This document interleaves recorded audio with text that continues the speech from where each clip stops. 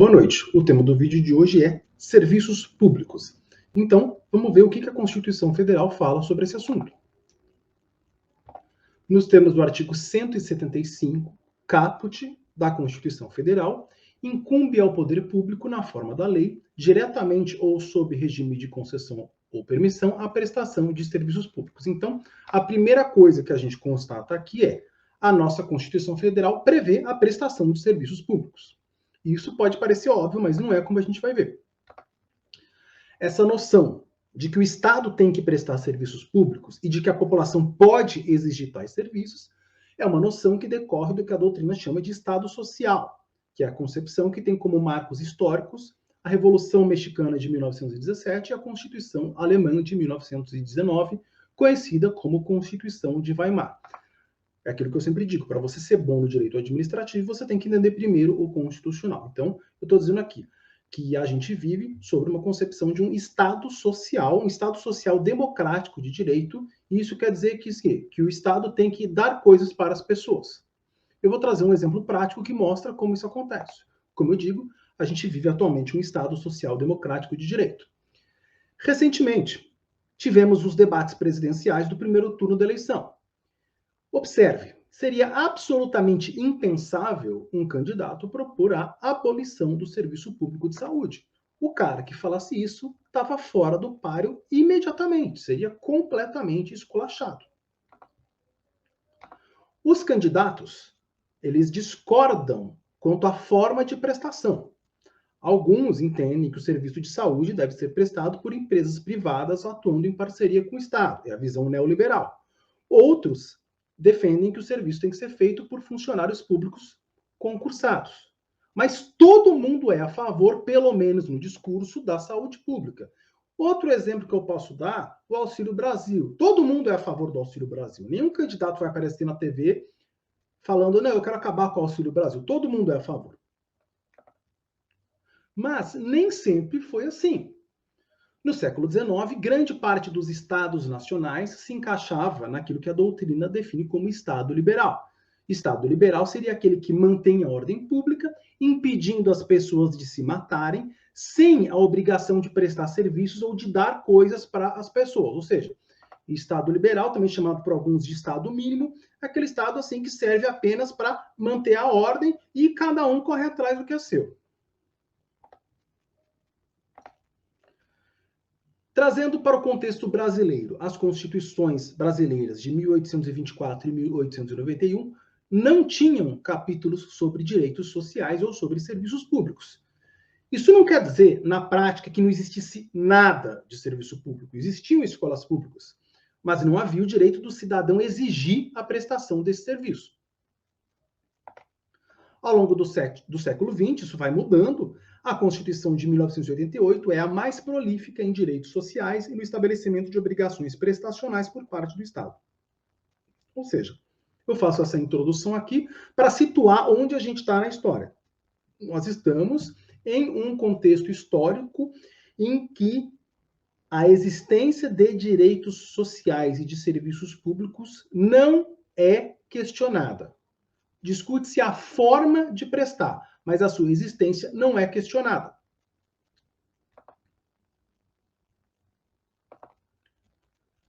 Então, a gente dá continuidade ao trabalho tentando responder a seguinte pergunta: o que é um serviço público? E agora eu vou trazer algumas definições doutrinárias. Do ponto de vista do critério orgânico ou subjetivo, o serviço público é o que é feito por um órgão estatal, ou seja, um órgão da administração pública.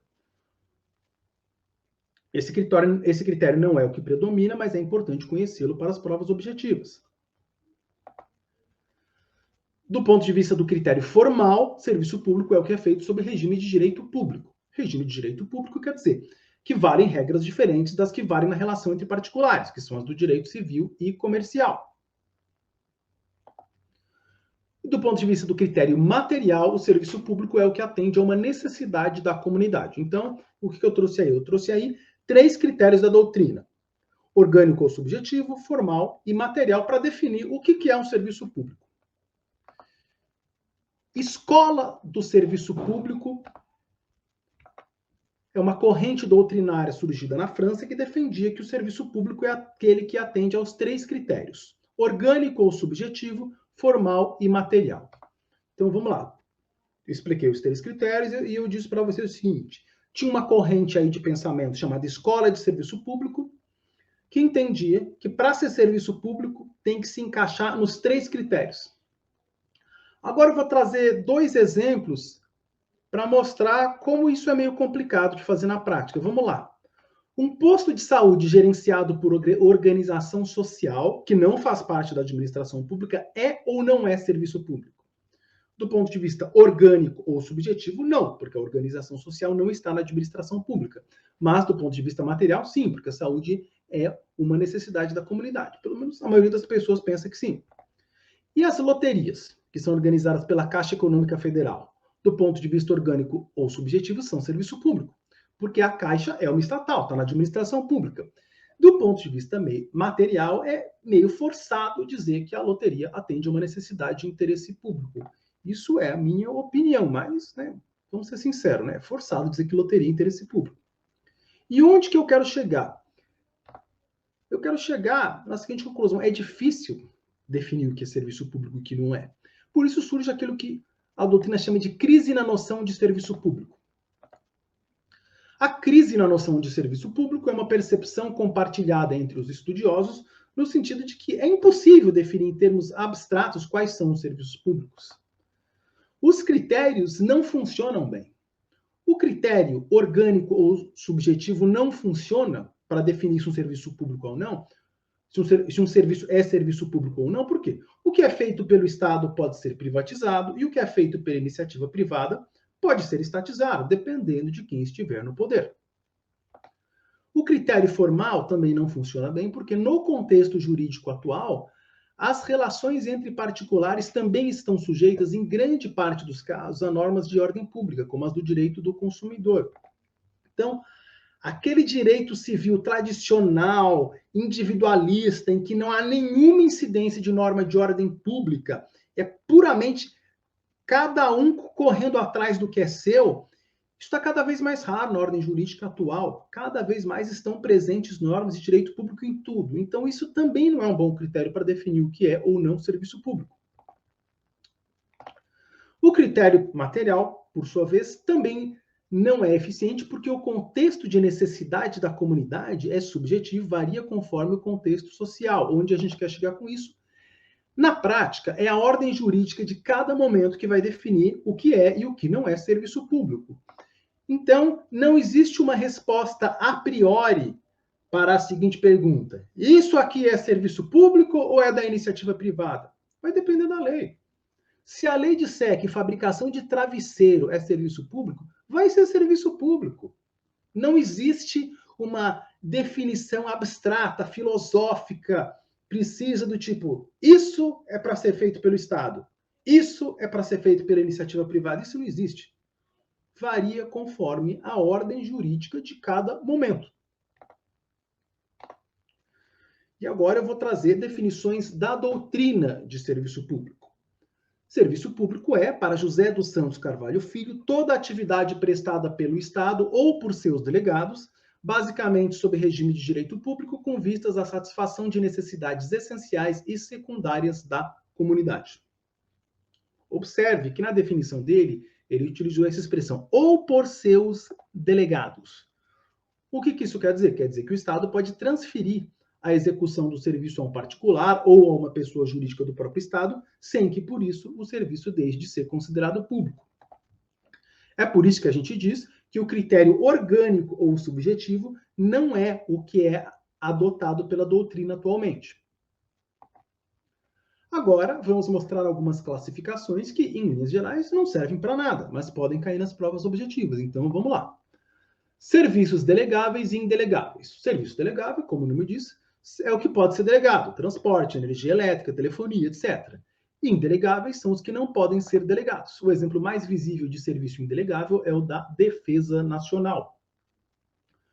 Observe, como eu disse, essas classificações têm pouquíssima utilidade prática, porque como a experiência histórica mostra, o que pode ser delegado e o que não pode ser delegado depende da lei de cada momento. Inclusive, existem exércitos privados no mundo. Para dar um exemplo de que mesmo a Defesa Nacional, na prática, às vezes é delegada a particulares. É difícil imaginar algum serviço ou alguma coisa que não possa, em contexto nenhum, ser delegado. Você teria que imaginar alguma coisa, por exemplo, a própria centralidade política de uma nação não tem como delegar, porque senão não seria uma nação, não seria um Estado. Você pode imaginar nisso. Mas do ponto de vista da execução prática das atividades administrativas, é difícil você imaginar a priori algo que não possa ser transferido em alguma parcela a um particular. Por isso, esses critérios são frágeis. Mas, como eu disse, para fins de prova, você fala, telefonia é delegável, Defesa Nacional é indelegável. Serviços administrativos e serviços de utilidade pública. Serviços administrativos são os que o Estado executa para fins de sua organização interna, como é o caso da imprensa oficial. Serviços de utilidade pública são os que dão alguma coisa para os particulares, como é o caso da saúde.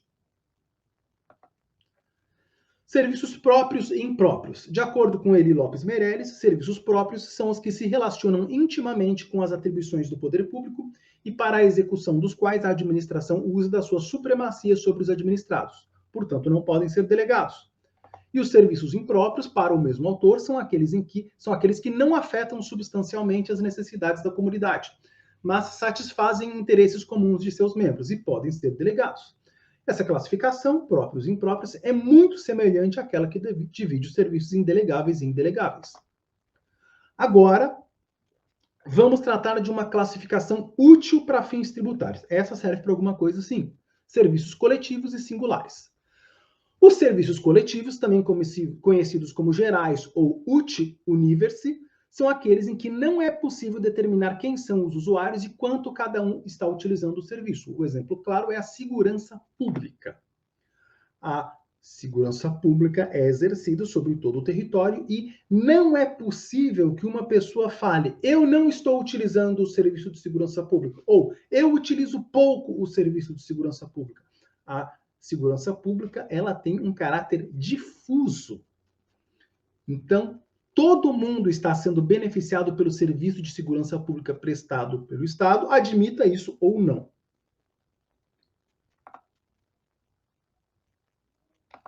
Serviços individuais, também conhecidos como uti singuli, são, para Eli Lopes Meirelles, os que têm usuários determinados e utilização particular e mensurável, como é o caso da telefonia. Nos serviços individuais, é possível que alguém diga: eu não utilizo este serviço público. É possível. Serviço público em sentido amplo e sentido estrito. Em sentido amplo, tudo que o Estado faz é serviço público, inclusive, por exemplo, a jurisdição. Já o serviço público em sentido restrito é aquele que gera alguma comodidade ou vantagem específica para o usuário. Temos aqui os milhares de exemplos: saúde, educação, etc. Então, na definição de serviço restrito, ficam excluídas as funções legislativa, jurisdicional e as atuações decorrentes do exercício do poder de polícia. Quem traz esta elaboração doutrinária é a autora Maria Silvia Zanella de Pietro. Então, ao final desse vídeo, você deve estar se perguntando: mas você dá esse monte de classificação e, ao mesmo tempo, você diz que tudo isso é uma porcaria que não serve para nada? Qual o sentido disso?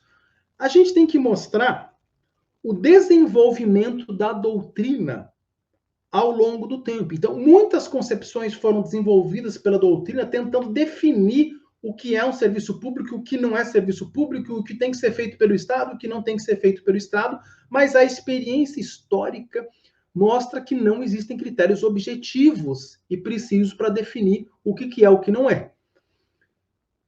Para fins de prova, você vai ter que conhecer esses critérios de classificação, mesmo aqueles que não servem para nada. O objetivo de hoje, então, era dar uma noção do que a gente está vivendo atualmente, ou seja, a gente está vivendo um Estado social democrático de direito, em que se entende que o papel do Estado não é apenas impedir as pessoas de se matarem, não é apenas manter a ordem social. O papel do Estado também é prestar serviços, é dar coisas para as pessoas, agir positivamente no sentido de melhorar a vida das pessoas. A prestação de serviços públicos está prevista como dever do Estado no artigo 175 da atual Constituição Federal Brasileira. E no próximo vídeo eu vou trabalhar mais a forma como os serviços públicos são prestados. Muito obrigado.